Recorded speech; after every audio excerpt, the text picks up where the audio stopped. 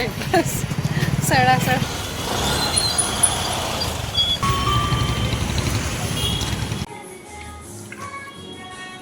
Hello everyone, welcome back to my channel. तो आज का व्लॉग मैं शाम से स्टार्ट कर रही हूँ। आज मेरी बेटी की छुट्टी है क्योंकि आज मंडे है।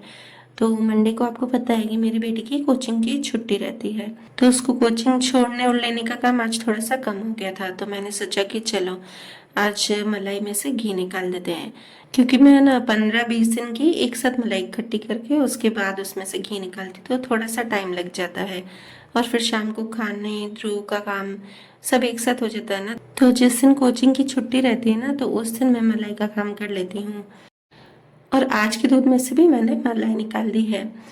मलाई में से अपन मक्खन बनाते हैं ना, तो मैं इस तरह से बनाती हूँ, दाल के मैशर से बस इस तरह से गोल घुमाते जाओ। कुछ लोग है ना, कुछ लोग क्या काफ़ी लोग ऐसे करते हैं कि मलाई को मिक्सर के जार में डाल दिया और उसमें थोड़ा सा आइस क्यूब्स डाल दिए और फिर निकालते हैं। पर मुझे क्या लगता है कि मैं अगर मिक्सर के जार में बनाती हूँ ना, तो उसको धोने में मेरे को बहुत टाइम लग जाता है। तो मुझे इस तरह से मलाई में से मक्खन निकालना ज़्यादा इजी लगता है। अगर मलाई ठंडी हो ना, तो इसमें हार्डली 10 से 12 मिनट ही लगते हैं मक्खन निकालने में। मलाई को मैं फ्रीज़र में स्टोर करती हूँ, क्योंकि मैं जो मलाई निकालती हूँ 15-20 दिन की स्टोर करके रखती हूँ। तो अगर मैं फ्रिज में रखूँगी तो शायद ख़राब भी हो जाए। तो मैंने क्या किया था, मलाई को दिन को ही फ्रिज में से निकाल के रख दिया था, और वो मतलब चिल्ड भी थी और एकदम जमी हुई भी नहीं थी। और मैंने मलाई में से यहाँ पे मक्खन निकाल के उसे साइड में रख दिया है, और मैं पहले सब्जी बना लेती हूँ, क्योंकि मैंने सोचा कि अगर ध्रुव बैठेगा नहीं ना, तो फिर मेरी सब्जी नहीं बनेगी, और फिर आधे में सब्जी रह जाती है ना, तो फिर सब्जी बनाने में मज़ा नहीं आता है।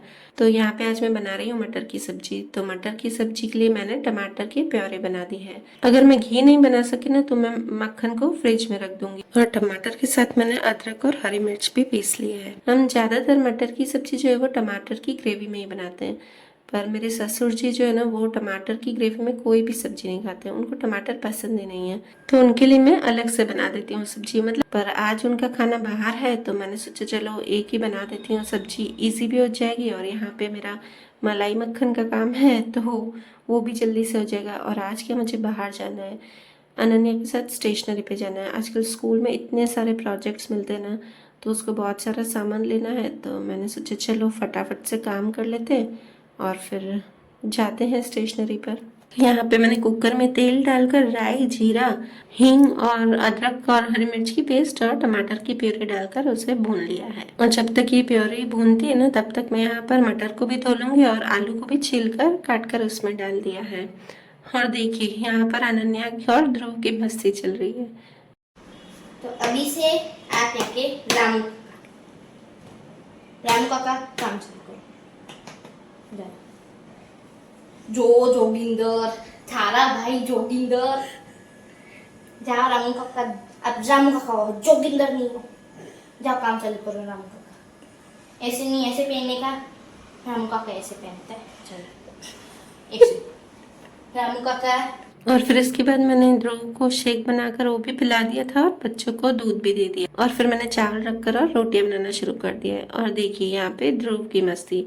अब अनन्या चली गई, बोले मम्मी अब आप इसको संभालो, ये बैठा रहेगा और मैं अपना काम करती हूँ। उनका ठीक है बेटा, तू कर ले, फिर अपन स्टेशनरी पे चलते हैं। मेरी लगभग सारी रोटियां बन गई थी, लास्ट की 1-2 रोटी थी ना, तो फिर से वो इरिटेट हो गया और फिर बोल रहा था उठाओ। इसका यही है कि 10-15 मिनट बैठेगा चुप करके, फिर वापस बोलेगा आप गोदी उठाओ।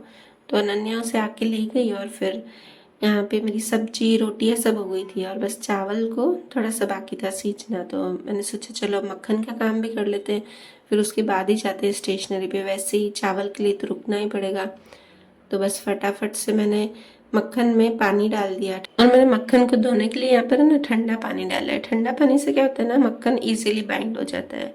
तो बस मैंने 2 पानी से मक्खन को धो लिया। उसके बाद जो ये पानी होता है ना, उसको मैं फेंकती नहीं हूँ, उसका पनीर बनाती हूँ। पनीर बहुत ही अच्छे से बनता है।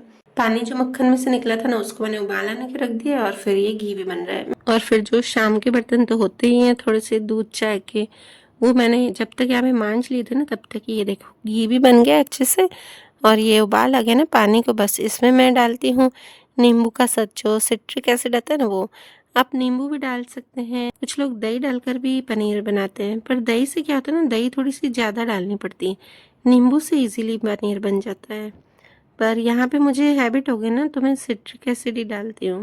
इससे नींबू के फूल भी कहा जाता है। थोड़ा थोड़ा डालकर बस देखती हूँ कि हुआ है कि नहीं। अगर थोड़ा डालते हैं, फिर अगर नहीं फटता है दूध तो फिर से थोड़ा डाल देती हूँ, क्योंकि अगर ये ज़्यादा डल जाता है ना तो पनीर एकदम टाइट बनता है। तो इसलिए पनीर को सॉफ्ट बनाने के लिए एकदम थोड़ा थोड़ा डालना पड़ता है। बस अब इसे कपड़े में छान लेंगे और फिर ऊपर से थोड़ा सा ठंडा पानी डालती हूँ, ताकि जो नींबू के फूल का खट्टापन हो वो निकल जाए। और इससे क्या होता है ना, पनीर थोड़ा सॉफ्ट भी बनता है। जितना गर्म पनीर रहेगा ना, उतना जल्दी टाइट होता जाएगा। और मैंने यहाँ पे किचन विचन भी साफ़ कर लिया था और पनीर पर वेट रख दिया था, ताकि जब तक मैं आऊँ ना तब तक पनीर अच्छे से सेट हो जाए। और फिर अब बस अब जाते हैं हम स्टेशनरी पे। और जब हम स्टेशनरी पे जा रहे थे ना, तो अनन्या बहुत गुस्सा हो रही थी, क्योंकि मैं उसे बोल रही थी फटाफट कर, व्लॉग बनाना है मुझे, व्लॉग शूट करना है, तो जल्दी जल्दी तो अंधेरा हो जाएगा। तो बोल रही थी मम्मी अंधेरे में भी लोग व्लॉग शूट करते हैं। पर मैं उसकी मान नहीं रही थी और जल्दी जल्दी उसको ले आई, क्योंकि उसको थोड़ा सा और सर्च करके और कुछ चीज़ें लेनी थी। तो वो रास्ते में गुस्सा हो के चल रही थी, बोल रही थी मैं सबको बताऊंगी कि मेरी मम्मी मेरे साथ ऐसे करती है, व्लॉग शूट करने के लिए मुझे पूरा सर्च भी नहीं करने देती है। और ध्रुव को भी हम साथ में ले आए थे, तो वो भी बहुत ही खुश होता है बाहर निकलने में। अगर हम गाड़ी पे जाते हैं ना, तो क्या हम ध्रुव को अभी साथ में नहीं ले जाते, क्योंकि डर लगता है ना उसको, हम पीछे अभी कैसे बैठाएं, छोटा है ना, तो इसलिए पैदल ही आ गए थे हम। तो कोइंसिडेंस क्या हुआ ना कि हम पहुंचे स्टेशनरी पे और स्टेशनरी बंद थी। और अभी ऐसा होता ही नहीं कि ये स्टेशनरी बंद हो, और आज पता नहीं क्यों ऐसा हुआ।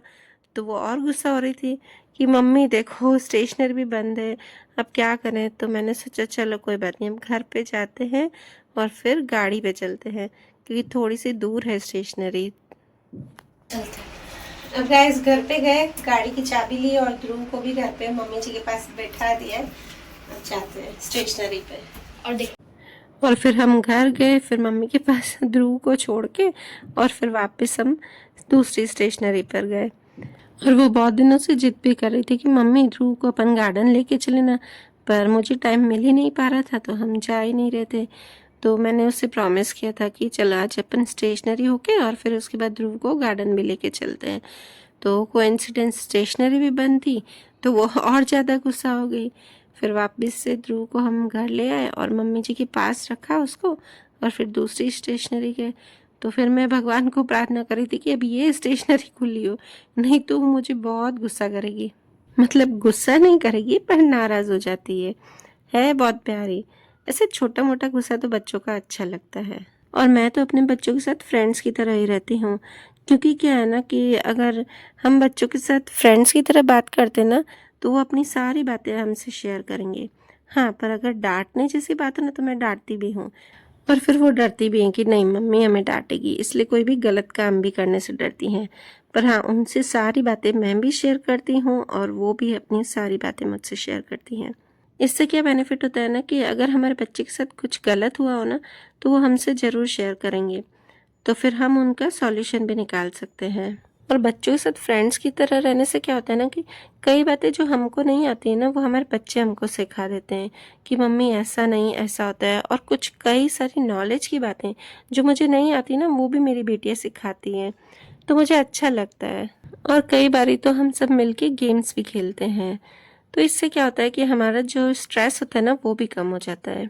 और दूसरी स्टेशनरी पे गए तो चलो वो तब खुली थी, और वहाँ पे इसको बहुत सारे कलर प्रिंट्स करवाने थे, तो वो उसने करवा दिए। और जो भी इसको चार्ट पेपर, प्रोजेक्ट पेपर, जो भी सामान लेना था वो ले लिया। और फिर रिटर्न आए तो उसने देखी मम्मी पानी पूरी, चलो पानी पूरी खिला दो। बच्चों की तो फेवरेट होती ही है, बच्चों की क्या हम सब बड़ों की भी पानी पूरी बहुत ही फेवरेट होती है। और उसके बाद मुझे कुछ सामान लेना था, तो साथ में वो भी लेते हुए आए। फाइनली पहुंच गए घर। चलिए अब मिलते हैं नेक्स्ट व्लॉग में। और अगर आपको मेरा व्लॉग पसंद आया तो प्लीज इसे लाइक जरूर कीजिएगा।